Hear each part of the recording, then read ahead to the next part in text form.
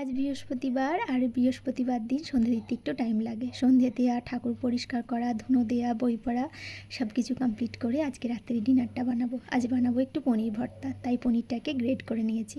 এখন আমরা রাত্রে ডিনারটা সন্ধে 8টা সাড়ে 8টার মধ্যেই কমপ্লিট করে ফেলি। একটা মশলা বানাই, মশলাটার মধ্যে দিয়েছি চারমগজ, রসুন, কাজু আর আদা। ওটাকে ভালোভাবে পেস্ট করে নিয়ে দিয়েছি পেঁয়াজ আর টমেটো। তারপর ওটাকে ভালোভাবে পেস্ট করে নিয়ে ওর মধ্যে গুঁড়ো মশলাগুলো সব অ্যাড করব। জিরে গুঁড়ো, ধনে গুঁড়ো, একটু মিট মশলা, একটু হলুদ, নুন, মিষ্টি আর কাশ্মীরি লঙ্কা। ব্যাস, এবারে কড়াই চাপিয়ে কড়াই ভালো করে গরম হলে তার মধ্যে তেল দিয়ে ফোড়ন হিসাবে দেবো জিরে আর ওই পেস্ট করে রাখা মশলাটা। ব্যাস, একটু ভালোভাবে কষাবো। মশলাটা বেশ খানিকক্ষণ কষানোর পর আমি দিয়েছিলাম একটু কাসুরি মেথি। মশলাটা বেশ খানিকক্ষণ ধরে কষাতে হয় এই কারণেই, কারণ এর মধ্যে রসুনটা পেস্ট করা আছে। রসুন পেস্ট করা হয়ে গেলে একটা তীব্র গন্ধ বের হয়। অনেকক্ষণ ধরে কষালে সেই গন্ধটা চলে যায়, কারণ কাঁচা পেঁয়াজ রসুনের গন্ধটা চলে যায়। আর বারবার লেগে যায় কারণ এর মধ্যে কাজু বাদাম দেওয়া আছে। যে কোনো বাদাম দেওয়া থাকলে সেই মশলা বারবার লেগে যায় আর বারবার নাড়তে হয়। তারপর মশলাটা বেশ খানিকক্ষণ ফুটে উঠলে আমি ওই গ্রেট করে রাখা পনিরটা দিয়ে আর খানিকক্ষণ ফোটাবো। ব্যাস, মোটামুটি পনির ভর্তা রেডি। খুব চটজলদি হয়ে যায়।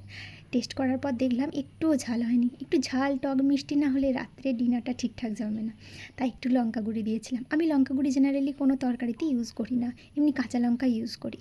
আর দিয়েছিলাম যে বানিয়ে রাখা ভাজা মশলাটা, সেটা অল্প, বেশি না। আর একটু দিয়েছিলাম ঘি। ব্যাস, রেডি। এই পনির ভর্তাটা ভাতের সাথে একদম যায় না, যায় রুটি, লুচি, পরোটা বা নান জাতীয় কোনো আইটেমসের সাথে। ভীষণ ভালো লাগে। এই সেম প্রসেসে চিকেন দিয়েও বানানো যায়, সেটাও দারুণ খেতে লাগে। আমার হাজব্যান্ডের না পনিরের থেকে চিকেনটা বেশি পছন্দ করে। এই পনির ভর্তাটা খায় কিন্তু চিকেনটা বেশি মজা করে খায়। এর সাথে বানিয়েছিলাম আমি একটু পরোটা। পরোটাগুলো খুব নরম হয়, আগে অতটা ভালো হতো না, এখন বেশ সুন্দর পাড়া হয়। আর আমি খুব হালকা তেলে ভাজি। আর এইসব ভর্তার সাথে আমার হাজব্যান্ড এই পরোটা খেতেই ভীষণ পছন্দ করে। বানিয়েছিলাম 5টার মতো পরোটা। ওর বললো অনেকক্ষণ ধরে আজকে খিদে পেয়েছে, আর আমার সন্ধে দিতে বেশ অনেকটাই দেরি হয়ে গেছিলো। বৃহস্পতিবার দিন একটু দেরি হয়েই যায়। মোটামুটি বানিয়েছিলাম দুজনের জন্য 5টা পরোটা। আমার হাজব্যান্ড কখনোই রুটি বা পরোটা দুটোর বেশি খায় না, ও দুটো খায়, আমি একটা। কিন্তু সেদিনে দুজনেরই প্রচণ্ড খিদে পেয়েছিল, তাই জন্য একটু বেশি করেই বানিয়েছিলাম। খিদে পেয়েছিল বলে গল্প করতে করতে 5টা পরোটাও শেষ হয়ে গেছিল। আর একটা হলেও মোটামুটি চলে যেত, ভালোই লাগতো। যাই হোক, আমাদের রাত্রের ডিনারটা কমপ্লিট হলো।